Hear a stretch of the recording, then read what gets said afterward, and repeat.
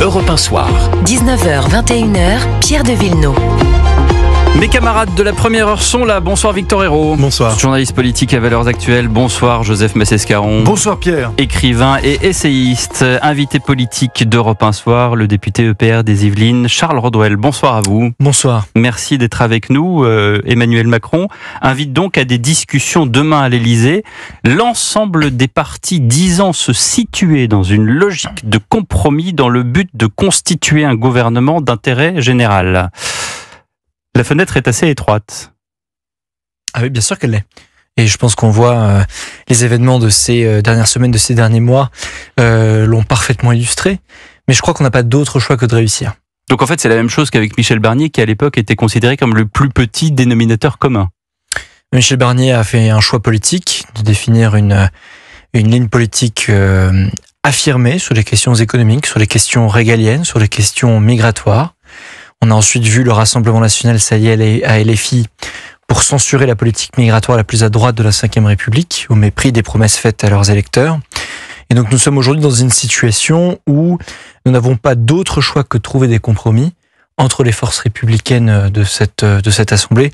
Quand je parle de forces républicaines, je parle des forces qui appartiennent à des partis de gouvernement, qui aspirent à gouverner ce pays pour le bien des Français, et j'espère qu'on arrivera à se mettre d'accord. C'est qui les personnes, entre guillemets, autorisées? Parce qu'on a eu à une époque l'arc républicain, maintenant on a l'arc de gouvernement. Moi j'aime bien les évolutions de la sémantique, mais on aimerait bien savoir qui a le droit de venir et qui n'a pas le droit de venir. Non, mais c'est pas une question de droit ou pas droit. Simplement, lorsque vous voyez l'attitude de la France Insoumise, je crois pas que ce soit un parti qui soit prêt à s'associer à nos discussions. Et j'en suis d'ailleurs tout à fait heureux, car nous n'avons absolument rien en commun avec la logique communautariste et islamiste de LFI. Et de l'autre, le Rassemblement national a montré que, au mépris des promesses qu'il faisait à ses électeurs, il préfère censurer une politique migratoire qui, là encore, je la répète, c'est de Bruno Retailleau, la plus à droite de la Ve République, plutôt que de tenir ses engagements. Donc vous mettez à l'écart 300, la représentation de 300 députés nationaux aujourd'hui. Non. Si on met le RN plus LFI, ça fait plus ou moins 300. Je parle sous le contrôle de Victor et c'est pas nous personnellement. Et Joseph Massescaron. Non, ça fait moins 300, ce serait le NFP tout entier. Oui. Non mais oui, c'est le NFP tout entier. 300 le NFP tout entier, il y a 192. Enfin, le NFP et le RN. Parce que 192 les deux font moins de 200. Le NFP. En fait, on n'est pas du tout de quel droit serions-nous, nous, dans une logique d'exclusion, sachant que nous avons perdu les élections législatives. Nous, c'est EPR. Oui, je le dis pour les auditeurs. Je finis juste sur ce point, après, je pense que Joseph. Si une majorité se dégageait à l'Assemblée nationale sans nous, on pourrait siéger dans l'opposition. Mais factuellement, aujourd'hui, nous ne voyons pas d'autres majorités qui pourraient se dégager à l'Assemblée nationale qui exclurait le socle commun au bloc central. La démocratie, nous la respectons. Je crois comme l'ensemble des parlementaires, excepté quelques-uns, à mon avis, membres de LFI. Si une majorité pouvait se dégager sur nous, nous siégerions dans l'opposition. Mais factuellement, aujourd'hui, les seuls à qui l'ensemble des groupes politiques veulent parler et avec qui ils veulent bâtir une majorité au monocensure, c'est avec les groupes du bloc central. Donc on prend aussi nos responsabilités en la matière. Oui, vous avez parlé de LFI, on comprend bien. Les Verts, qui pourtant, avec Mme Tandelier, ont accepté de venir à la table de négociation, vous les mettez dans cet arc de gouvernement? Parce que très franchement, je ne vois pas de différence entre la ligne politique d'un grand nombre de Verts et ceux de LFI. Alors, je vais être franc, il faut séparer le bon grain de l'ivraie. C'est-à-dire que les députés écologistes qui étaient présents, par exemple, à Sainte-Soline, et qui ont accepté que des machettes ou des cocktails Molotov soient envoyés sur nos forces de l'ordre pour un combat qui n'est pas le leur, moi je ne veux pas discuter avec eux. En revanche, si vous avez une partie des écologistes, et il y en a, et je pense qu'on le reconnaît tous, avec qui j'ai des divergences, mais fondamentales sur tous les sujets, mais qui respectent nos institutions, ceux-là, on peut échanger avec eux. Donc Marine Tondelier, par exemple, qui était présente à l'Elysée aujourd'hui, peut échanger avec vous. Elle a été reçue par le président de la République. En revanche, moi je pense qu'un compromis ne veut pas dire compromission. C'est-à-dire que trouver des compromis avec un parti qui veut une immigration de masse dans ce pays, qui veut désarmer la police et qui est contre le nucléaire, me semble un tout petit peu compliqué idéologiquement. Certains Verts changent. Monsieur Urmic a donné des armes à sa police municipale. Ça fait partie de cela grosso modo, ce que vous voulez refaire, c'est ce que le Front National à un moment donné dénonçait et qui peut être incarné demain, c'est l'UMPS. Lui, il le qualifie de l'UMPS. Mais moi, je veux dire l'UMPS, mais en 2017... Il y a copyright sur cette expression, mon cher Je vais citer d'ailleurs le copyright. Nous avons assumé en 2017, autour d'Emmanuel Macron de créer le dépassement. C'est-à-dire d'appeler les forces politiques de centre-gauche et de centre-droit à gouverner ensemble. Mais la grande différence avec cette époque, c'est que nous avons perdu les élections législatives il y a seulement quelques mois. C'est la raison pour laquelle la première décision qu'a prise Gabriel Attal et d'ailleurs les autres membres du Haut Socle commun, et heureusement, c'est dire que le Premier ministre, la tête de pont, le Premier ministre au lendemain des élections législatives, ne pouvait pas venir de notre camp. Quel aurait été le message qu'on adresserait aux gens si, dès les élections législatives perdues, on se dit que finalement c'était pas grave, on nommait un Premier ministre de chez nous? C'était parfaitement possible. Et donc le président de la République a pris la bonne décision, Victor, dès juillet dernier, de consulter l'ensemble des forces politiques. Souvenez-vous quand même que parmi les options qui étaient considérées, il y avait celle de Bernard Cazeneuve. Bernard Cazeneuve a été trahi par les siens, par les socialistes et les écologistes qui ont fermé la porte. C'est la raison pour laquelle Michel Barnier a été nommé. Je suis désolé, mais là vous me dites Gabriel Attal qui ne veut pas qu'un Premier ministre soit issu de vos rangs, donc vous ne voulez pas non plus de Sébastien Lecornu. Non mais là je vous parle, monsieur, de juillet dernier. Et là, ça a changé. Donc vous accepteriez la candidature de Sébastien Lecornu? Alors je vous réponds sur ce point parce qu'il est important. Je vous répète le point que je disais. Monsieur Lecornu, c'est important. Je vous disais le point qu'on avions en début d'entretien. Si une majorité se dégageait sans nous, mais c'est le jeu démocratique le plus absolu et le plus fondamental de laisser évidemment d'autres forces politiques que nous-mêmes construire une majorité. Il se trouve que l'ensemble des forces politiques qui sont prêtes à discuter avec nous veulent bâtir une majorité de non-censure avec le socle commun, avec le bloc central, avec Ensemble pour la République, Horizon et le Modem. Il me paraît donc légitime de considérer aussi les candidatures pour le poste de Premier ministre nommé par le président de la République venues de ces rangs-là, vu le contexte politique aujourd'hui. Pourquoi M. Attal n'en veut pas de cette candidature? Mais non, mais je vous parle de juillet dernier, monsieur. On sortait des élections législatives. Moi, je vous parle d'aujourd'hui. Il me paraissait quand même, évident qu'au lendemain des élections législatives, si un Premier ministre directement venu de Renaissance avait été nommé... Mais ça, c'est moi, je vous parle d'aujourd'hui. C'est comme tous les Français, c'est aujourd'hui qui nous intéresse. En l'occurrence, la question qui m'a été posée il y a 1 minute, c'était il y a 6 mois. Donc moi, je réponds aux questions que vous me posez. Oui. Simplement, si je vous pose la question... Je ne crois pas que j'ai posé la question par rapport à il y a 6 mois. Ce qui nous intéresse, c'est la question d'aujourd'hui, Charles Rodwell. Vous savez, il y a 2 voies de passage possibles. Il y a un choix politique assumé qui a été fait lorsque Michel Barnier a été nommé Premier ministre. Et la politique migratoire, là encore, pardonnez-moi, la plus à droite de la Ve République qui était proposée au Parlement a été censurée par le Rassemblement national. Quelle est l'autre option qui est sur la table que celle de négocier avec les Républicains dans le cas du socle commun et une majorité de non-censure avec les socialistes aujourd'hui? Si vous avez d'autres possibilités, d'autres solutions que celle-ci, honnêtement, je suis très preneur de vos lumières. Quelques instants, 19h27, on revient dans un instant. Tout de suite sur Europe 1. Europe 1 Soir. 19h, 21h, Pierre de Villeneuve. Invité d'Europe 1 Soir, Charles Rodwell, député EPR des Yvelines, et je suis avec Joseph Massescaron et Victor Hérault de Valeurs Actuelles qui vous questionne. Moi, il y a quelque chose qui me dérange dans l'allocution, l'expression du président de la République, c'est ce gouvernement d'intérêt général. Alors déjà, est-ce que ça sous-entend qu'il y a eu des gouvernements, qu'il y a eu des gouvernements par le passé qui n'ont pas été d'intérêt général, auquel cas faudrait pointer du doigt? Et puis, est-ce que le président n'est pas ici en train de vouloir dire, d'avoir l'air de dire gouvernement d'union nationale, sans vraiment le dire? Auquel cas, le gouvernement d'union nationale, ça n'a rien à voir. Ça voudrait dire intégrer un peu de Rassemblement national peut-être, un peu d'écologistes peut-être. La France insoumise ne voudrait pas rentrer dans ce gouvernement-là. Mais est-ce que l'intérêt justement, est-ce que l'objectif ne serait pas plutôt, la solution ne serait pas plutôt d'ouvrir le gouvernement à réellement toutes les forces, plutôt que se cantonner à cet arc républicain qui est, franchement, qu'un synonyme du macronisme pur et dur de 2017? Je pense que votre question est excellente parce que nous aussi on travaille à ce sujet. Je pense que l'intérêt général, qu'est-ce que ça veut dire au-delà de la pure sémantique? Ça veut dire qu'on ne sera pas tous d'accord. C'est déjà le cas aujourd'hui dans les forces qui composent ce qu'on appelle le socle commun, compliqué. Et en élargissant les forces politiques qui seraient prêtes à participer à un gouvernement d'intérêt général, ça veut dire qu'on assumerait de ne pas toucher à certains sujets. C'est-à-dire qu'il y a des sujets qui sont clivants entre nos forces politiques. Je pense qu'il y a une question, par exemple, le sujet des retraites. Peut-être qu'il y a le sujet... la raison bien sûr. Il y a de la chute du gouvernement Barnier. Le sujet qui sont liés à l'énergie, qui pourtant est un sujet prégnant aujourd'hui. Mais de toute façon, il y aura des sujets sur lesquels nous serons en désaccord fondamentaux, parce que nous avons pris des engagements vis-à-vis de nos électeurs lors des dernières élections. Mais il y a aussi des sujets sur lesquels, à mon avis, on peut essayer de se mettre d'accord et définir un gouvernement dans lequel nous assumons qu'il y a des divergences profondes, mais où on définit un programme de travail de 5 points, peut-être 6, pas plus, sur lequel on légifère et sur lequel on prend des décisions pour les Français. Je vous prends quelques exemples. On est en plein conflit russo-ukrainien. La France doit se protéger et doit soutenir ses industries, doit lancer par exemple la commande pour un prochain porte-avions qui est essentiel à notre sécurité. Est-ce que oui ou non, il y a des forces politiques de cette Assemblée qui sont capables de se mettre d'accord pour garantir le financement du ministère des Armées à hauteur de 3,3 milliards d'euros? Je pense que voilà un sujet sur lequel on peut se mettre d'accord. Deuxième sujet, le nucléaire.